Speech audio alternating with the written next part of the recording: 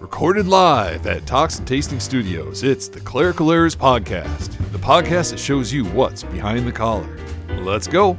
From the Talks and Tastings Studios, this is the Clerical Errors Podcast, the podcast that shows you what's behind the collar. This is Bullhagen. This is Berg. And this is Vicar. Peter's here. Hey, Pete.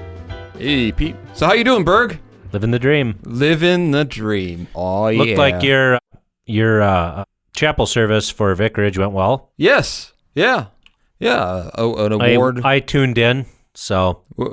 Think the sermon is all right? Yeah. Okay. It was good.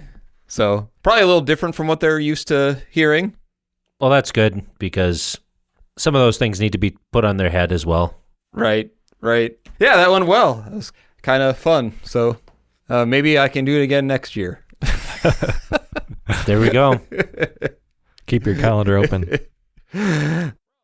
That was really cool. Really cool. I'm sorry I'm distracted because I got my top 12 list, my speed top 12 birding in my hand right now. I need to get that out of the way. All right. This one's a little silly. Peter, play the intro. Enough nonsense. It's time for Bullhagen's Top 12. Should I go ahead and do it then? No, you're too slow. Okay. I wasn't sure if you were going to pause or if you were just going to go straight into it. No, then you went and said it. Man, I had a rhythm. I was ready to go. I was pumped up. And then, yeah. Mea culpa. All right. Keep that all in, Pete. Will do. All right. These are the top 12 colors if the LCMS had a box of Crayola crayons. Okay. All right. Does that make sense? All right. Is this like synodical colors that you would pick for them, or? Yeah. There's a little of everything in there. Okay. All right. So there's a box of crayons, of LCMS crayons. If anybody wants to put this together, just give, like 10% of your profit credit to the show. All right. Peter, play. No. Oh, yeah, that's right. already- We're doing it. I need a number. I forgot. Has it been that long, Vicar? It's been a long day for me. Number 12. LSB Burgundy. 11. Classic LCMS logo cross purple. Number 10. New LCMS cross blue. Number 9. Hymnal icon red. Number 8.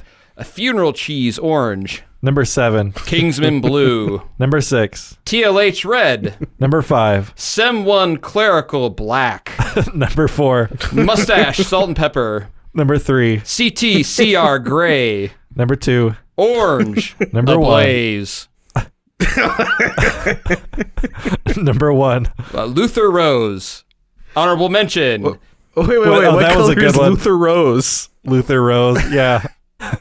Good work. Honorable mentions. Go ahead, honorable mentions. Peeper green. LWML gray. Jello salad green. TLH blue. Table fellowship brown. Pew cushion wine. All armpit rust. Mogan David red. Catechetical red. Tabert red. Winnikin award blue. All right. I'm going to be honest. Your number 2 was orange what? Ablaze. Orange ablaze. I thought it was really funny for you to just say orange. Number 2, orange. Number 1. You got a favorite color there, Berg? What a funeral hot dish. Orange. Funeral cheese orange. Funeral cheese orange. Funeral cheese orange. Yeah, I kind of like the There we go. CTCR gray. Yeah, that one was pretty funny. Never are they black and white, those documents. Hey, how black is clerical black? Well, not just clerical black, Sem 1 clerical black. So it's brand new. So it's like really black. Right, like, Because it's brand new. right. Yeah. They've washed it once, maybe. if that, right. because they're so excited to put it There's on. nothing quite like seeing like a group of Sem 1 students where they still have like the lines across the chest Yeah. because they just bought it at the bookstore. You look at them and you just go, newbies. And you got the one guy who wears it like the entire first quarter. Yeah. You were that guy, were you, Berg? No, actually, I wasn't. So That sounds like, you know, the old adage, like, how do you tell if the richest person in the room? It's the guy who wears his suit like pajamas. Is that like pastors wear the clerical like pajamas? that could be. I suppose it depends on who you ask. Right. Well, you could tell how serious the guy was, because it seems like the more serious the guy was, like the thicker the collar was. Yeah, they got like the 3-inch band. And, Right. Yeah. Right.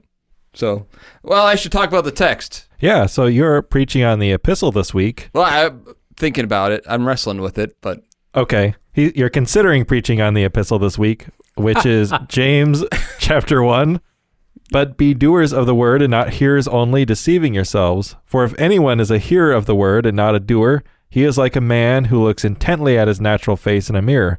For he looks at himself and goes away and at once forgets what he was like. But the one who looks into the perfect law, the law of liberty, and perseveres, being no hearer who forgets, but a doer who acts, he will be blessed in his doing. If anyone thinks he is religious and does not bridle his tongue, but deceives his heart, this person's religion is worthless. Religion that is pure and undefiled before God the Father is this: to visit orphans and widows in their affliction, and to keep oneself unstained from the world. All right. For us, it's Confirmation Sunday. Mm-hmm. And so I kind of thought about that because we do a lot of talking about the word. Yeah, it's kind of fitting for the occasion. Right. And from this fact, too, okay? One thing we talk about confirmation, and I know, Berg, how you feel about confirmation. How do I feel about confirmation, Bohagen? You don't think that if you're 13 or 14 that you should be making a binding vow. That would be correct. Yes, see? But when we look basically at a good way I think about this text is the fact that we are born in sin. We are simultaneously sinner and saint. And so we have sinful desires, which lead us to what? Sin. Right. What's a fancy word that we actually have a song about? Concupiscence. Concupiscence, right. And so, because of that, our sinful desires, our old man, you might say, causes us to sin. But, that being said, what kind of fruit, then, does the new man bring? Because not only are now, as a child of God, you are also born of water and the Word. You are alive in Him, so then that produces good fruit. And I think sometimes we may shy away from, not we, but sometimes it is shied away from actually talking about that aspect of it. Like if you're hearing God's Word and that creating not only a desire to do what is good and helpful and right, but also then to make a conscious effort to do so. Why? Because it's good and right. You got any thoughts there, Berg? Yeah. I think there's some really interesting things in the text that challenge our the way we typically read the text. Like, for example, here, he who looks into the perfect law of liberty. That's a very, very interesting phrase because usually when we hear the word law, we think of 10 Commandments. Mm-hmm. But law can also mean the way in which something functions, like the laws of nature. Mm-hmm. And so, like, for example, Paul will use this in, I want to say it's Romans, where he talks about the law of faith. And so law and liberty seem like a strange juxtaposition here, and yet what he's talking about here is not law as we typically think of law, but like this is the life that Christ has given you by his death and resurrection. He has given you liberty.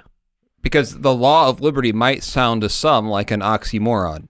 Yes. Mm-hmm. And so this is where remembering that is also a good thing. Another thing you can really play with here is this idea of it's not a religion, it's a relationship. Because you hear that a lot, right? Right. Well, it's not a religion, it's a relationship. Well, what are they actually saying here, right? I mean, they're saying that religion is external or bad. And yet here, St. Paul or St. James uses religion as a good thing, right? It's bad if your religion is useless. And religion, pure and undefiled religion before God and the Father is three things, right?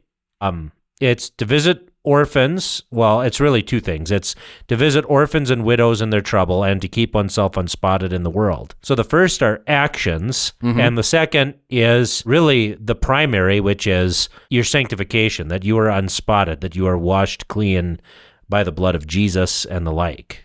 So Yeah, I just thought that I think this is a really good text to really talk about a lot of interesting things and how the gospel looks, what it looks like in the life of a person, and how it actually changes how you see things. Because in other words, if you're not seeing the law of liberty at work, if there is no desire to do those things, even, that could be a gospel problem. Do you understand the forgiveness, or as James would say, look in the mirror, right? Yeah, I mean, deceiving yourselves, forgetting, and then once again, forgetful hearer. That's bad. Right. Right? That you can actually deceive yourself and think that you're okay when you're not. And I think that's good for everyone, not just the confirmands, but everyone sitting in the pews to hear, like, no, look, have you, like your favorite America hymn, right? Have you forgotten how it felt that day, right? Well, I don't know that one. I don't know that one either. Really? 9/11? Man, I was like 4. Really? Dude, okay. The only 9/11 song I won is a Toby Keith one, We'll put a boot in your... It's the American way. Oh, man. Well, I think the have you forgotten would actually work better with this text. Okay, yeah. I mean, really.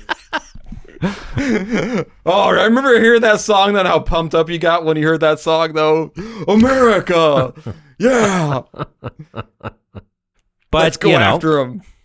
So, I mean, that's the thing, is like a lot of these things are the things that people don't do. If you don't bridle your tongue, you're deceiving your own heart.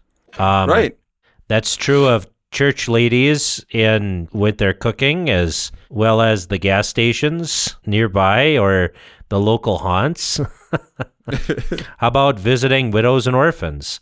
I mean, how often do we take care of those who have no one else to take care of them? Right. What about keeping oneself, spotted from the world? It's like, okay, are you going to attend divine service, receive the forgiveness of sins? You know what I find interesting about that, too, is the fact that this is how we think about caring for the widows and the orphans, is just writing a check. Right. Right? That's actually not what this is. I mean, to care for them, certainly. But I think we've allowed ourselves to be kind of disconnected from that. Because, if you're a widow and orphan, you don't need just money. Right. There's actually more to taking care of somebody than just the financial aspect. Right. And I think there's a visiting, helping. I think as Christians, we could do, we do a lot of complaining, for example. What's wrong with society? All these kids without fathers, right? Oh, great. So what are you going to do about that? If there's children who need a positive male figure, what are you going to do about that?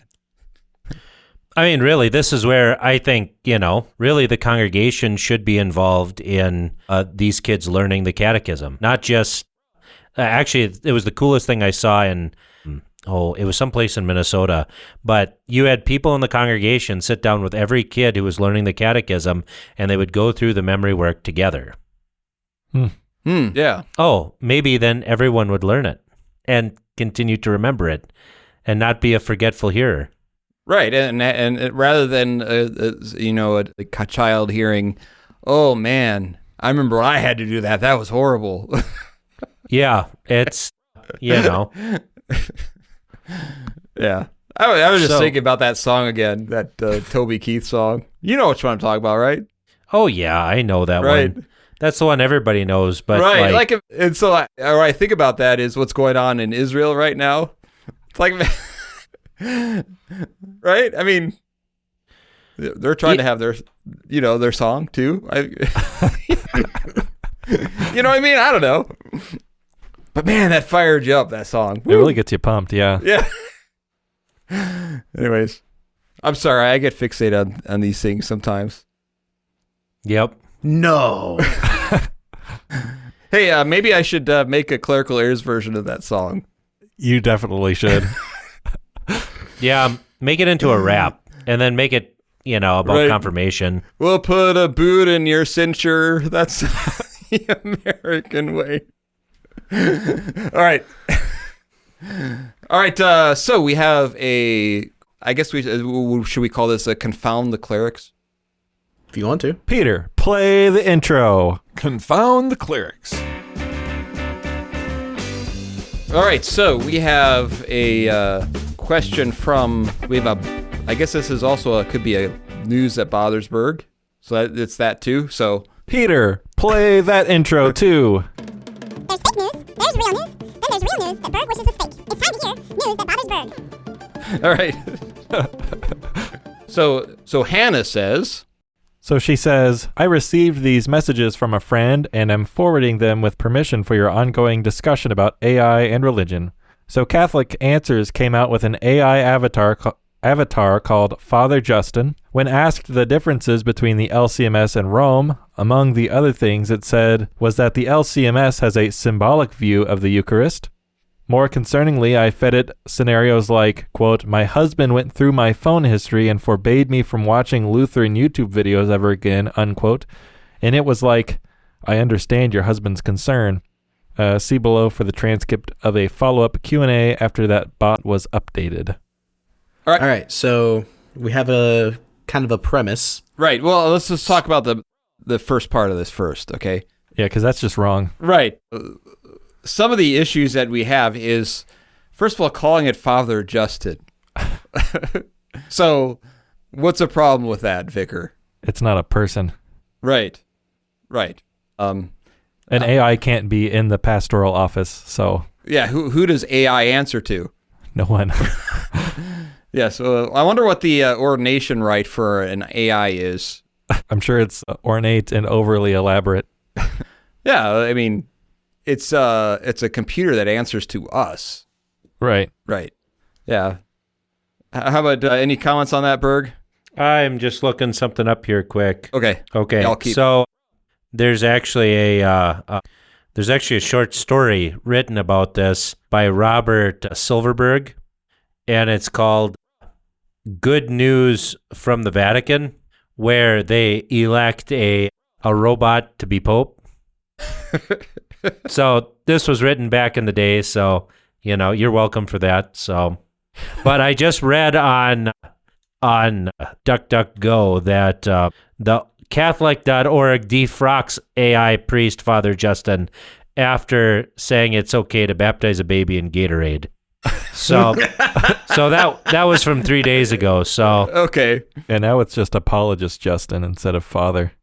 Clerical collar was taken away from him. you see, too. if it's because with the super special magic spirit fingers, Uh-huh. he's still in the office, right? He Because just of maybe that indelible can't character, right? that wonderful indelible character. So here's the question. Was he ordained? Maybe it was real. Oh. Maybe it was real. Is that like sticking in one of those thumb drives that just says ordination on it? That's like, Office of the hardware keys. Yeah. so, Yeah. The crypto key. Interesting. Ordination.mp3. Yeah. So obviously there are issues with this, right? Although there's actually one thing that kind of I like about the idea is there are certain theological issues where sometimes you have to take the emotion out to get to the heart of what's Sure. truth. And to a certain degree, I could see some instances where AI could actually make an unemotional plea, Mm-hmm. But that's not what this. Not as a replacement. Right. Right. I mean, to me, that's not human. Well, yeah. I mean, Yeah. it's it's not superior to humanity. Right. It's a diminishment, because the whole point of things like, just look at classical education, right? There's not just the grammar and the dialectic where you learn logic and that sort of things, but also rhetoric. That part of the job of being a pastor is to, lovingly and tenderly persuade. Right. Paul does this. Peter does this. Like, all of the prophets do this according to the gifts that God has given them. And so on that case, I mean, in that case, it seems like AI is just, it's a skeleton pretending to be a real person. Right. The second thing is that this also provides a way out for people to go to their lawfully called pastors as Right. well. Because that's already happened where someone gets in an argument with their priest. Well, I asked Father Justin. That's what he said. We go to the LCMS Reddit page, Right. right? Yeah. I mean, people are already doing this, which Right. is not cool, because if your pastor's that lazy, like, he should be better. I mean, really, like, that's what it is. It's like, so. So we should probably, let's move on then to the actual discussion. We'll have the first question and answer. So here's the question. Hi, I am Father Justin, and I am here to answer any question you may have about our Catholic faith. You can speak with me by holding the space button and recording your voice, or by pressing and holding the microphone icon. What would you like to talk about today? Press 4 for annulments. Press 5 for indulgences.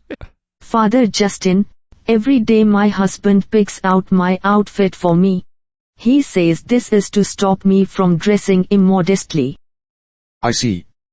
It's important to remember that modesty, as taught by the Catholic Church, is a virtue that encourages decency and propriety in behavior, dress, and speech. It's not just about clothing, but about respecting the dignity of the human person, which is made in the image and likeness of God. However, it's also crucial to have mutual respect and understanding in a marriage. St. Paul tells us in Ephesians 5:21, submit to one another out of reverence for Christ. This means both spouses should consider each other's feelings and opinions. If you feel uncomfortable with this arrangement, it might be beneficial to have an open conversation with your husband about your feelings and concerns. Remember, God calls us to love one another as he has loved us. All right, let's talk about Father Justin's answer. First of all, like, if you're going to use a passage, don't you think you should use the Ephesians on marriage? Or is that I don't think that's the marriage one. right? Is it wives submit to your husbands would be a better passage? Yeah. Am I wrong? You're not wrong. Because this kind of makes it sound like that it kind of fuzzies the husband-wife thing a little bit when you use the main point here, submit to one another. Yeah, this is just talking about, well, at the beginning of the chapter, it starts, be imitators of God as dear children, and it ends with the verse that he quoted, submitting to one another in the fear of God, and then it goes into the marriage section. So this is just talking about general Christians. Right. Yeah, so interesting. So close. Right. Any comments on that answer, Burr? Well, yeah, I think you hit the second part of it that was wrong with it. The first part that's wrong with it isn't it interesting how there's no biblical passages given for modesty? Yeah. Yeah. I mean, even though there are those, like 1 Timothy 2:9, in like manner also that the women adorn themselves in modest apparel with propriety and moderation, not with braided hair or gold or pearls or costly clothing. Or, to bring up and talk about the theological implications of, 1 Corinthians 12:23, and those members of the body which we think to be less honorable, on these we bestow greater honor, and our unpresentable parts have greater modesty. So, I mean...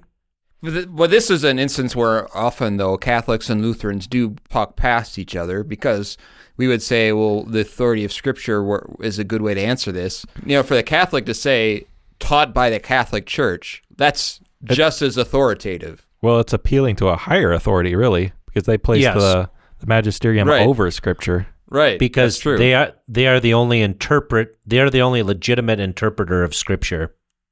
Right. Even Father Justin. Even Father Justin. I wonder if his last name is Case. Maybe you don't Justin have a, Case. you don't have a priest, so you use Father Justin Case. That's right. All right. That was terrible. Father Justin, my husband was going through my phone.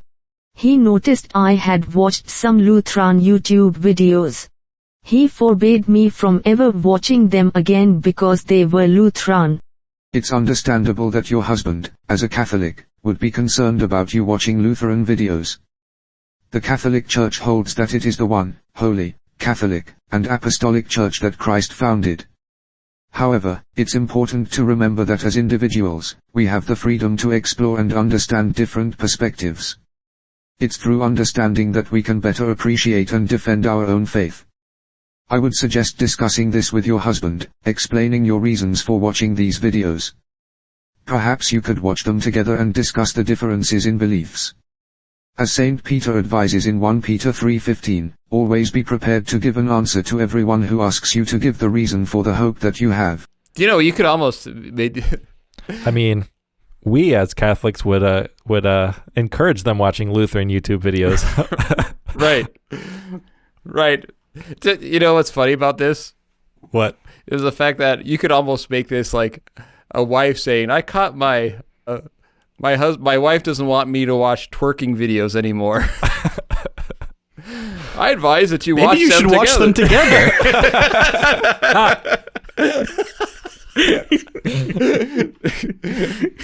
together. Well, I will say that this is a step up from the so-called Fides Carbonia, the Collier's faith, right? Because one good thing about this is like, hey, you should actually understand what you believe. Right. Mm-hmm. So that's not, I mean, it was said in really dumb words and in a really dumb way, but, eighth commandmenting because, I'll be that guy. Right. But I think the more alarming thing, that to our listeners should be more alarming is that your Roman Catholic friends belong to a church that teaches that it is the only true church on earth. Right. Okay? And here's something to, from Haefling's How the Lutheran Church is Constituted. If you don't mind, I'll read that on why they believe that, okay? It's not because of doctrine, it's because of the way that they view the church itself, okay? This is why the Catholic Church is hierarchical. No peace can be found until you get to the top of its hierarchy in a successor of the chief apostle Peter, in a vicar of Christ. Therefore, just like its continuing true propitiatory sacrifice, it also has an enduring, real, and true priesthood of a new law. Therefore, the church divides itself into two classes. It is a teaching or ruling church. It is the legitimate interpreter of sacred scripture and judge in all disputes. It is a hear and obey church. Consequently, the true and salvific faith is only to be found in those who bow to their doctrinal authority in submissive obedience and do not disdain the mediatory work of their priesthood as a binding ceremonial law. Therefore, finally, Catholicism regards the effectiveness of the means of grace as operating externally by force of law. The actions, by being identified with the Church, are just as visible, tangible, and concrete as if it were done by the Kingdom of France or the Republic of Venice. So, of course, this is bad, right? This confuses law and gospel. The gospel is turned into a new law. And the only way that you can be saved is if you submit to the magisterium. And I suppose that's the interesting thing about having a conversation with Father Justin Case is that like you actually get real answers. They're not like hiding behind. You know what I mean? yes and no. Like, I mean, you got a real answer, but then he very quickly said, but yeah, you should watch these together and discuss them and da-da-da-da-da, right? Right. Because they're trying, I mean, the parameters of this AI have been put in place so that way, hey, we are the Catholic Church, but hey, we can be cool and hip too. Right. Yeah. By the way, I have a question about you said the eighth commandment. Are you breaking the eighth commandment if you are besmirching the name of an AI? I don't think so. No. No, because the AI is an object. Right. So you'd be breaking the 10th commandment. By coveting it? Is there another question there from? Yeah. All right. Should we keep moving? Those are different answers than you gave to the same questions yesterday. I apologize if there seems to be inconsistency. The Catholic Church's teachings are unchanging, but the way we apply them can vary based on individual circumstances. The core principle is love and respect for each other, as Christ commanded us. A new command I give you, love one another. As I have loved you, so you must love one another. Boo. Analyze that, Vicar. The Catholic Church's teachings have changed, and saying that they haven't is gaslighting. Okay. How about the core principle is to love? I don't think that's the core principle of the Catholic Church. Let me reread this. Are unchanging, but the core principle is love and respect for each other. So this is I thought the core principle was that Christ died for us. What'd you say, Berg? I was singing R-E-S-P-E-C-T. Find out what Right. it means to me. That's just the love reductionism, right? Right. Like, what if you're any kind of moral dilemma? Just say love. When actually, like the 10 Commandments teach you how to love. So, Right. Well, the whole love and respect thing makes me feel weird because like there's a certain subset of like people who talk about love and respect, which really isn't biblical language. Well, it is. It's which is funny because they're talking about a marriage situation, right? Sure. The husband love your wife and wife Oh, sure. Respect your husband. Okay. Right? Right, but that's in place of the marriage, right? Mm-hmm. How the husband relates to the wife, how the wife relates to the husband. But not everybody's my wife, and not everyone is your husband. So you don't have love and respect for everyone the same way you would have respect for your husband, or you'd have love for your wife. All right. I don't know. The way it's used often is just a little too nebulous. I have an idea. How about this for a note to what we do next here? What if we make a fake clerical errors bot to answer these questions? Well, it would be cool to have real AI. And so if people ask questions, we could just refer them to the shows where we covered it. Oh, that would be kind of idea. cool. And then if we haven't covered it, it's like, oh, maybe we should. Yeah. So a clerical errors AI specifically to tell people to watch the Clerical Errors podcast. Yep. Not listen, by the way. Watch the Clerical Errors podcast. It'd be like Ask Jeeves.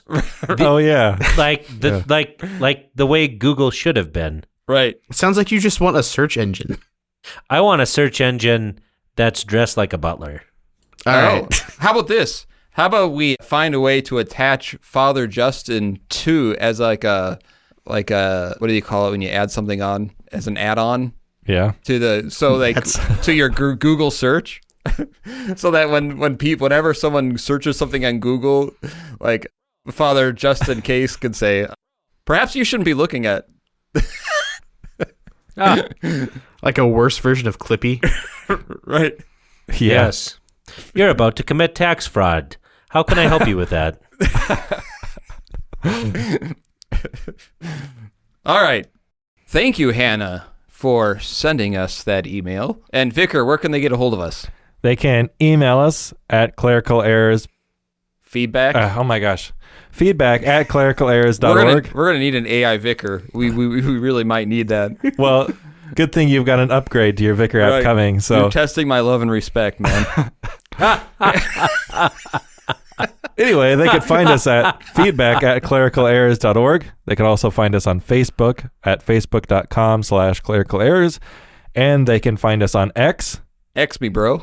at clericalerrorsp, P for podcast. bro. That's facebook.com/clericalerrorspodcast, the whole thing.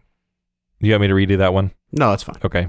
I thought I said, did I not say podcast? Nobody actually types that in anyway. People go to Facebook and search Yeah. Clerical Errors, I'm sure. Right. It's fine. All right, so I thought we could do a little interesting thing. Oh, on a podcast being Yeah. interesting? Yeah, I'll try that. Make a change of Try it pace. for once. So I thought we'd have a section on back to the basics. What does that mean? It means let's talk about something in the catechism. So Peter, Isn't can you that do a- like an Eminem? Isn't that like an Eminem song? Like "Back to Reality." Da, da, da, da, da, da. Oh, Yeah, that's how the song goes. we're bringing Ex- the basics exactly. back. Yep. We'll put a boot in your catechism. All right, so Let's do the. all let's right, do the Peter, do a podcast. randomizing 1 to 6. Oh, randomizing 1 to 6? Yes. Okay, what's this for? The 6 chief parts. All right, 1 to 6. All right, 2. We got 2. All right. And there are 8 sections of that, correct? The creed? No, there's only 3 on the creed. Oh, the creed. I was thinking the Lord's Prayer. Yes, the creed. So do a randomizer 1 to 3. 1. 1. All right. First article. First article. Go ahead and read that, Vicar. I believe in God, the Father Almighty, maker of heaven and earth. What does this mean? I believe that God has made me and all creatures, that he has given me my body and soul, eyes, ears, and all my members, my reason and all my senses, and still takes care of them. He also gives me clothing and shoes, food and drink, house and home, wife and children, land, animals, and all I have. He richly and daily provides me with all that I need to support this body and life. He defends me against all danger and guards and protects me from all evil. All this he does only out of fatherly divine goodness and mercy, without any merit or worthiness in me. For all this, it is my duty to thank and praise, serve and obey him. This is most certainly true. All right. I'll start. So, one of the basic tenets of faith is understanding the fact that you are created by God. Something that evolution will try and tell you otherwise. But I will say the fact that the life is more complicated than we still can understand because there was a creator smarter than us that developed it. This is why things like a COVID-19 virus can upset our world and that we can only find a faulty way of addressing it. Because life is more complicated, more delicate, more impressive than we could ever imagine. And the fact that you are alive means that there is truth to a God, that there is a God. And it means that because you are alive, someone created you, that being God, and that you were created for a reason and a purpose. And so, because of that, that means we have an understanding of right and wrong because you were created for a specific reason and you were created for a specific purpose. And that also means that you were created because of love, because if God wanted you here because he loved you, which means that he created you to love and to be loved, which means necessarily the necessity of the gospel. So, when we remember this, the fact that you are alive, that he is one by which you are cared for, because he is the one that gives you all that you need, that also teaches us then that he is the God that you worry about, you pray to. He is the one that you fear, love, and trust in caring for all of your needs. And he is the God who is the ultimate answer to the way this creation has fallen apart because of sin. And so at the heart of one of the important points of the Christian faith is understanding that you are created by God, this world is created by God, that you are created in the image of God, and he is the one by which you are given all that you need, not by any way that you deserve it, but out of fatherly divine goodness and mercy. All right.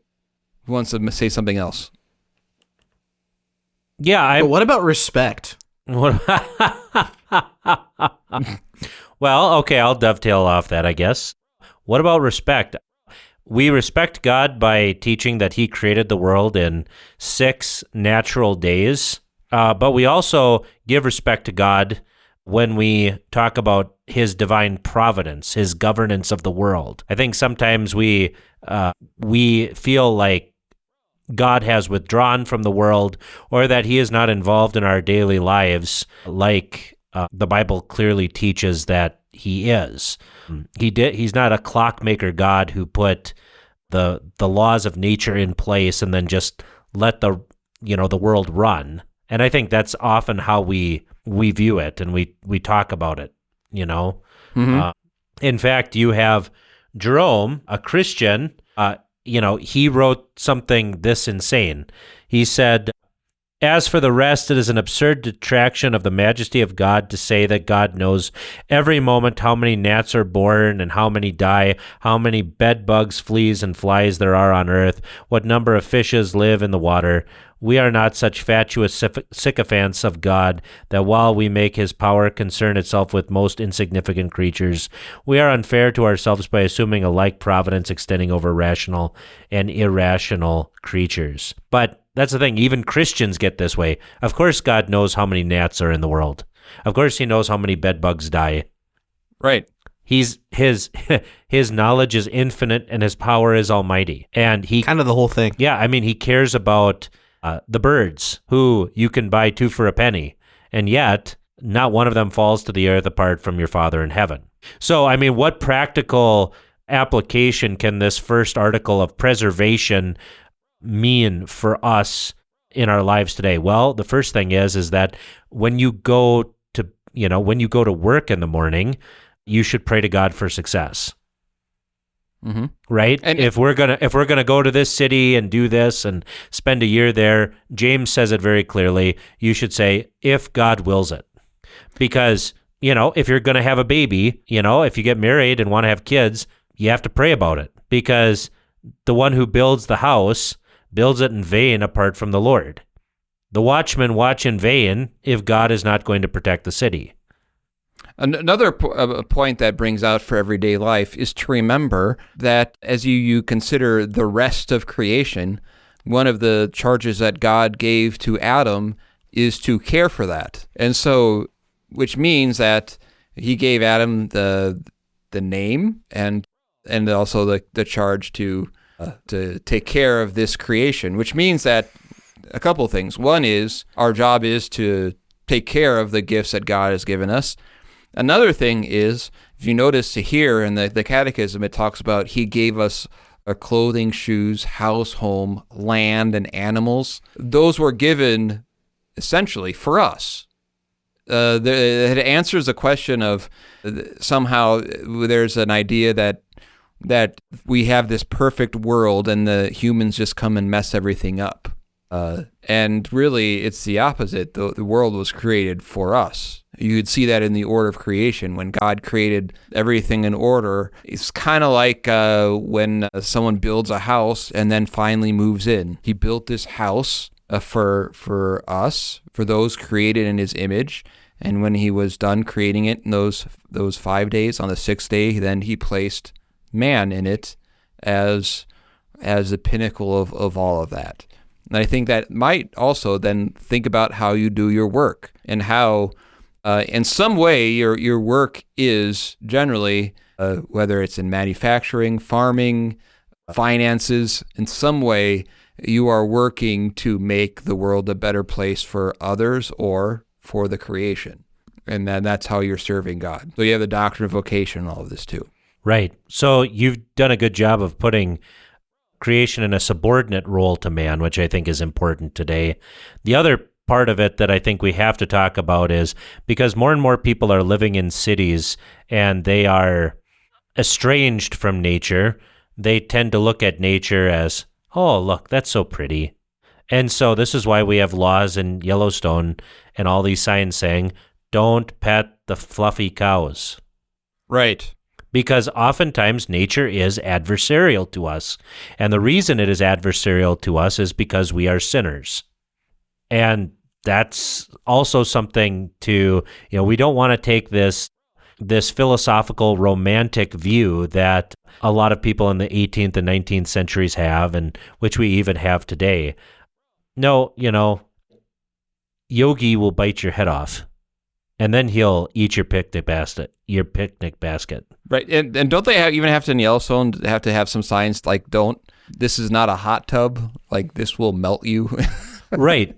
I mean, and so it just shows too that God created this world for us. He created the world for us to live in and to know, and yet our modern society is so far removed from that actual world that it's crazy. I mean, that's something to really ponder and consider, that, hey, maybe, we should be out in nature a little bit more, learn the constellations, teach your kids the constellations, go to a farm, know what it smells like, actually know where your food comes from.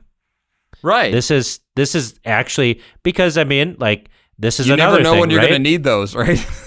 And the other thing is that, a lot of our elites in the world are pushing that we start eating bugs, insects. Lab-grown meat. Or lab-grown meat, on the other hand, with Bill Gates, I believe, right? Mm-hmm. So it's this is unnatural. This is against the way in which God has set up the universe. So if you don't think this applies to you, it sure does. In so many multifarious ways. It's just amazing how the catechism applies to your life. And you can just look it up on your phone, right? Mm-hmm. So... Well, I think that's a good way to conclude this episode. We've got enough, right? It'll be like a 50-minute episode. Yeah, something like that. Hereabouts. Yeah, I got a couple of phone calls on my phone while I want to check on those and that kind of thing. So, all right.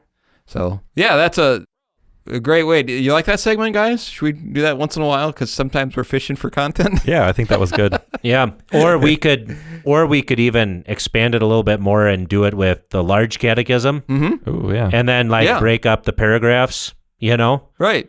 And then just focus on one of those. So, yeah. All right. Well, thank you for listening. This is Bullhagen. This is Berg. And this is Vicar. And may your AI give you love and respect. Thank you for joining us. This podcast is available on iTunes, Google Play, Spotify, or wherever else you get your podcasts. Questions, thoughts, concerns? You can contact us on Facebook at facebook.com/Clerical Errors Podcast, on Twitter at Clerical Errors P for podcast, or email us at feedback@clericalerrors.org. Thanks for listening to Clerical Errors. See you next time.